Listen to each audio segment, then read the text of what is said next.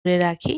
তারপর নুন, হলুদ, পেঁয়াজ যেভাবে বাকিটা রান্না করি সেইভাবে করে নিই। আর হ্যাঁ, একটা কথা আমি আপনাদেরকে বলে রাখি, হতে পারে কেউ আমাকে কমেন্টে বলবেন যে ম্যাগি রান্না আবার কে দেখায় ভাই?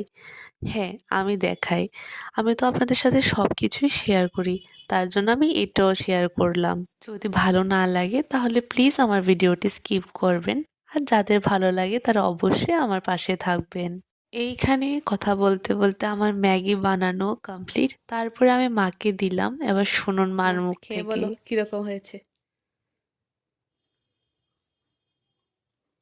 ভালো হয়েছে। আর কিছু প্রত্যেকদিন রান্না রান্না খাওয়াইছি। এবার আমি খাবো। আসলে সত্যিই ভালো হয়েছে। নিজে রান্না করেছি বলে বলছি না। সত্যিই ভালো হয়েছে তার জন্যে বলছি। তো আজকের জন্য এই পর্যন্তই। টাটা।